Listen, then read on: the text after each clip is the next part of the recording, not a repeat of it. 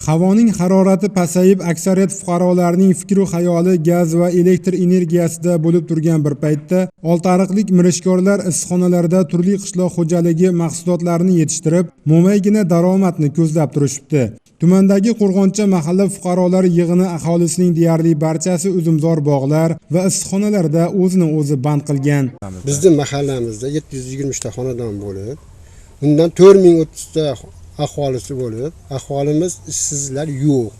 Har bitta xo'jaligimizda erta bahordan boshlab bog'dorchilik bilan shug'ullanadi. Har bitta xo'jaliklarimizda issiqxonalar tashkil qilingan. Issiqxonalarda bodring, qalampir, bulg'or qalampirlari yetishtiriladi. Odilevlar xonadonidagi issiqxonada qalampirlar g'arq pishdi. Egatlarda marjondek tizilgan hosilni ko'rgan ko'zlar quvonadi. Fevral oyidan to yangi yilga qadar issiqxonadan unumli foydalanamiz deydi xonadon kelini Irodaxon Odileva. Issiqxonamizga fevral oyidan yerchi olib kiramiz bodringlarni.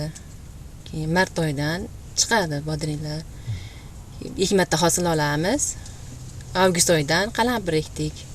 Cho'ladi, parvarish qilib, bularni kaltaga suqib, ipni otib, dori sepilib, ashuna har xil kasalliklarga. Qalampirimiz navi qora akula. Tomchilatib sug'orish va ko'mirga mo'ljallangan isitish tizimi joriy etilgan. Haroratni mo'tadil saqlash uchun esa issiqxonaning ichidan ham odam bo'yi barobar polietilen qoplama tortilgan. Qalampirlarimizning har bir kilogrammini 15 ming so'mdan sotib olamiz deb ulgurji xaridorlar kelyapti. Hozircha bu narxga rozi bo'lganimiz yo'q deyishmoqda mirishkorlar. 3 sotix issiqxonadan kamida 1 tonna hosil va kamida 15 million so'm daromad ko'zlanmoqda. Qishloqda isitish tizimiga ega bo'lmagan issiqxonalarni ham uchratdik. Ularda haroratni saqlash choralarini ko'rgan holda vaqti bilan isiriq tutatib turilar ekan.